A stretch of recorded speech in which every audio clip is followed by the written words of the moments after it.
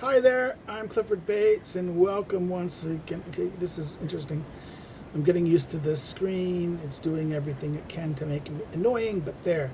Hi there, I'm Clifford Bates, and welcome once again to reading Machiavelli's Discourses. Today we're still in book one of the Discourses. We're at the beginning of the Discourses, going through it. We're looking today at chapter 4 of the Discourses, again dealing with the question of the division, this idea that Machiavelli has, that mixed government requires that all the parts of it going there, and then the idea of what keeping the split. In other words, this is almost the most anti-Hobbesian view, that you want contestation. You don't want a unitary structure that suppresses or a unitary culture of something. You want a dynamic. You want a dynamic of that one force challenges the other force. Faction checking faction is not only a negative thing, it's a positive thing, to avoid a negative, but it's also a positive thing. It gives it life, he says. So let's go through this chapter 4, which deals with that the disunion of the plebs and the Roman Senate made the republic free and powerful. Right? This is the idea that it's not only free. That there was a division between the plebs and this division, and the contestation power. Now, traditionally this was always the argument that the classics had against that. This was stasis. This was that the tension between the many and the few was the thing that ultimately undid republics. Right? This is the argument. Machiavelli seems to make the opposite argument, that it's the division between them is going to be there, but it's going to, it can be utilized. As long as you keep the division alive, they check each other, and that they're able to moderate the situation, the argument is. So let's continue. Let's look at this. This is not a long chapter. So let's go through it. This is let's look at paragraph 1, and let's go through here and do this over here, the little Windows checking things. So 1, I do not wish to fail to discourse of the tumults in Rome, from the death of the Tarquins to the creation of the tributes, and then upon something contrary to the opinion of the many, who say that Rome was a tumultuous republic and full of such confusion, that if good fortune and military virtue had not made up for its defects, it would have been inferior to every other republic. So let's go look at the thing here. This is, again, the many who condemned the tumults of Rome were solaced in his thing. Again, the history, again, Sallust, I think this is all his Sallust attack, and Cicero in the Republica, but also against the Catiline, and also St. Augustine in City God, Book 3, Chapter 16. This idea that the tumults are what really did Rome in. If it wasn't for the good fortune and military virtue, Rome would have been a far worse republic than every other republic. I cannot deny that fortune and the military were causes of the Roman Empire. In other words, I'm not going to deny that fortune and the military were the causes of the empire. But it quite appears to me that they are not aware that were the military. Okay. Again, this is that famous. It repeats the line he says about this line. This sentence here repeats something he will say in book chapter.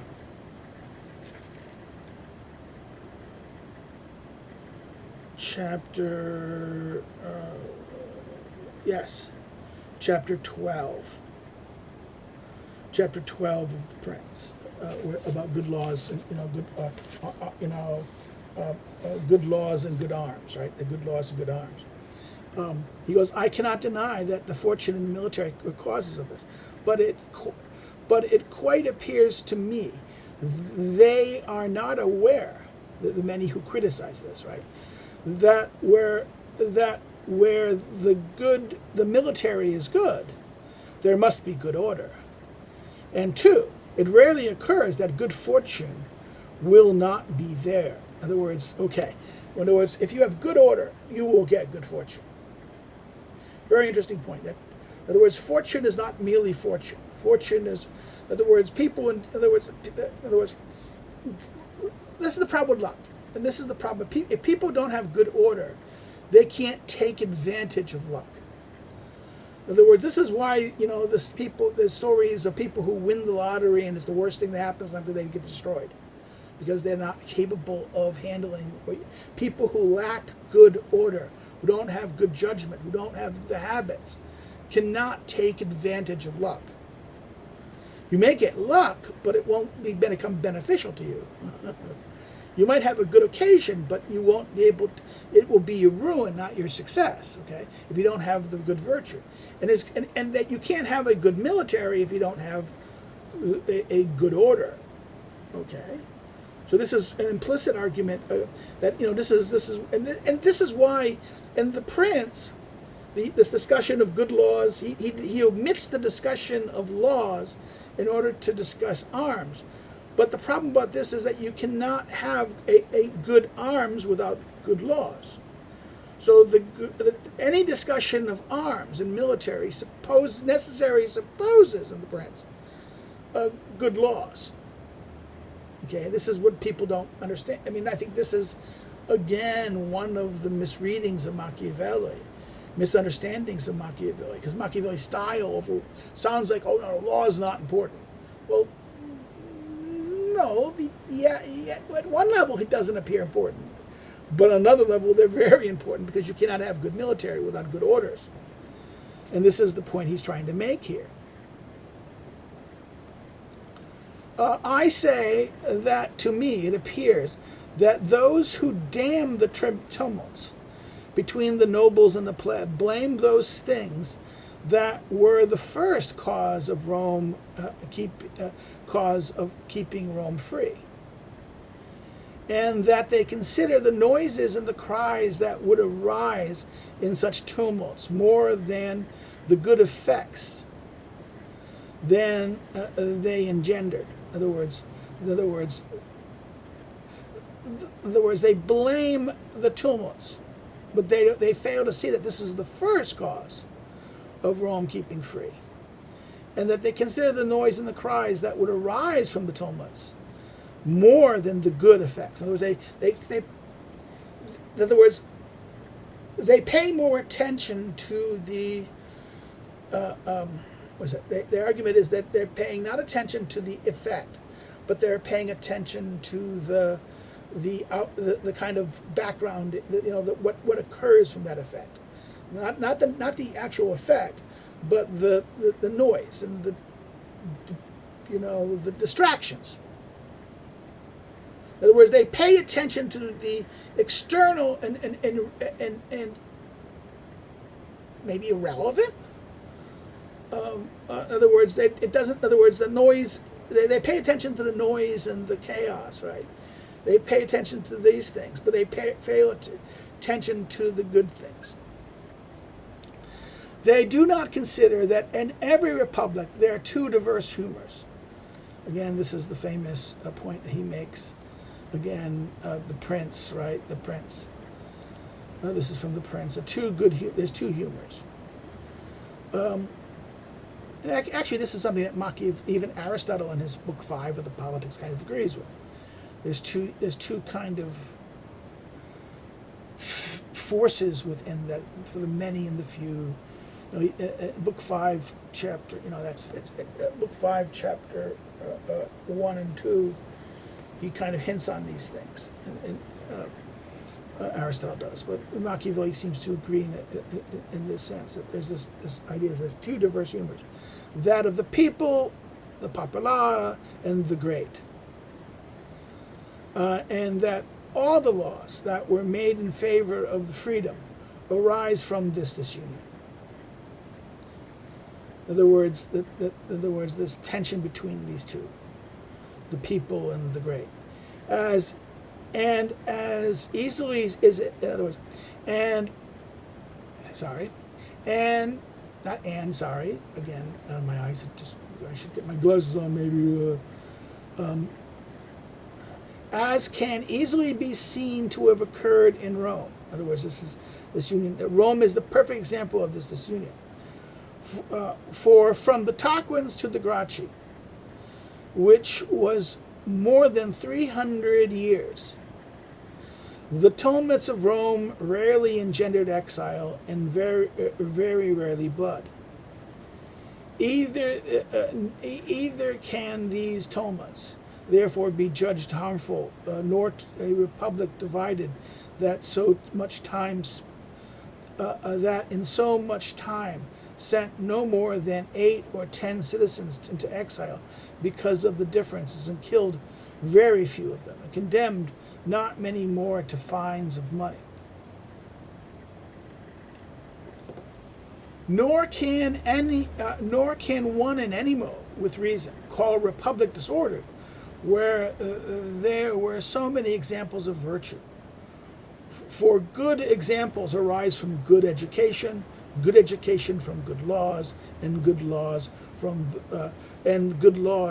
those tumults that many inconsiderately sorry, I'm using my this was wrong, being abroad too long as much as I've been inconsiderately damn. For whomever examines their end well will find that they have engendered not any exiles or violence unfavorable to the common good, but laws and order which benefits public freedom. So in other words, the tumults aren't going to bring back bad things. They bring good things. They bring good effects. The tumults between in other words, the contestation and struggle between the many and the few, the people and the good thing, was a necessary thing, because he has this argument that, in other words, the republic disordered republic, but they had so many examples of virtue.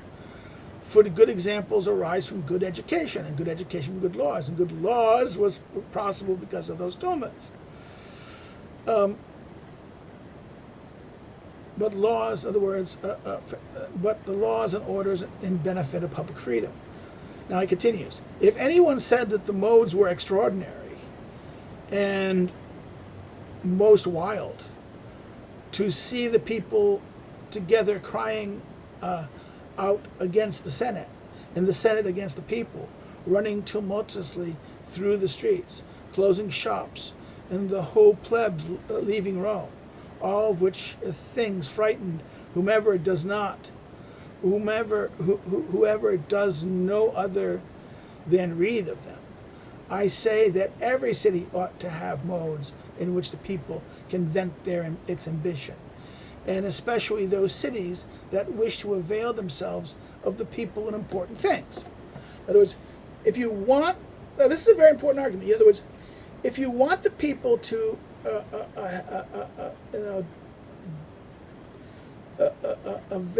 wish to avail themselves of the people, in other words, you want to use the people to do important things, you've got to give mechanisms so the people can vent their interests and vent their ambitions and vent their anger even.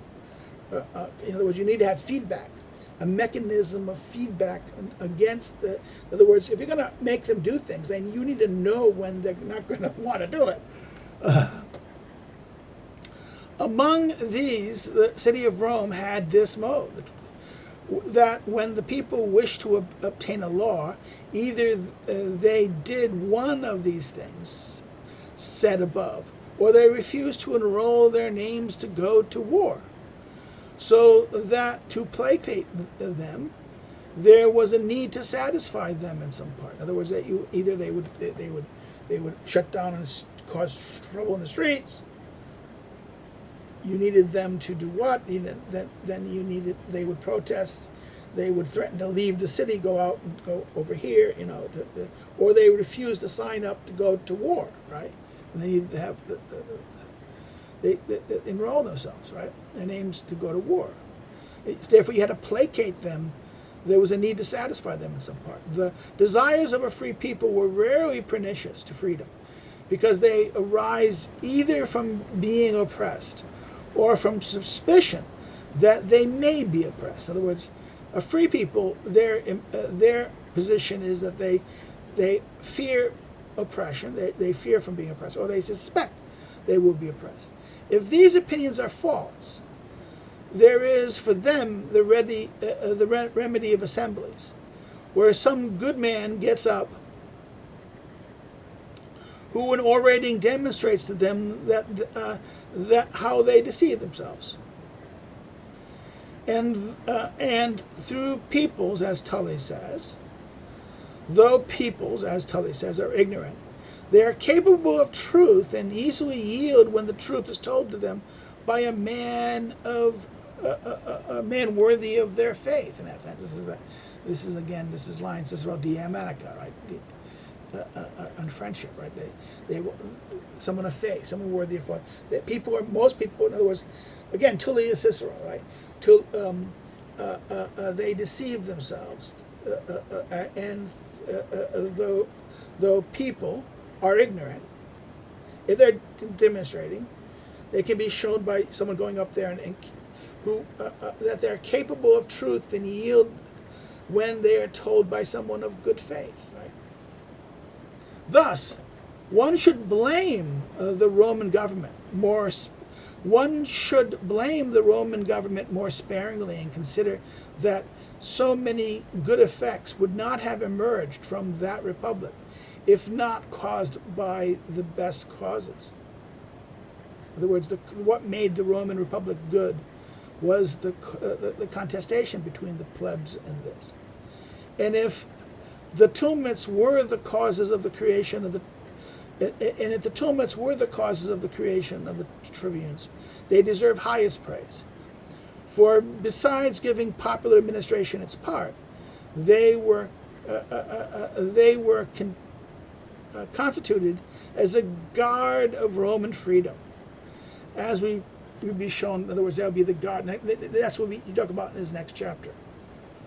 So we're going to end the chapter here. He says that the idea of the tumults are the mechanism by which freedom is maintained, and that the good orders are the good orders, that they check the ambition and the thing of each other.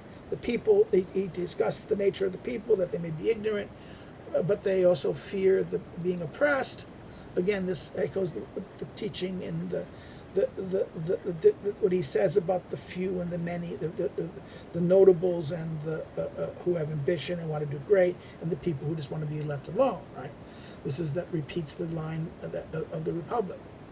In other words, there's nothing, not the Republic, the Prince. So therefore, there is a great deal of agreement here between what Machiavelli says. In other words, he's not saying anything really different than he'd said in The Prince. He's merely just allowing a further elaboration of it in that sense. And we end the chapter with a discussion of the role that, in other words, the tumults created the rise of the tribute, and the tributes were one of the greatest protections of Roman freedom. And he's going to, in the next chapter, he's going to go further and address that issue. Okay, so let's stop here. This is a quick video in that sense. You can like the video, hit the like button, like it, share it, share it with your friends, share it on your social media, things like this. It helps the algorithm of and attention of the article, of this video.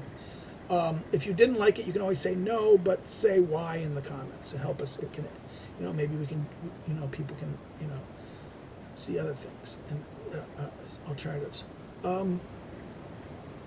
Another thing is that you can do is you can subscribe if you're not subscribed. That way you get notifications, and it helps build the channel and build attention to things.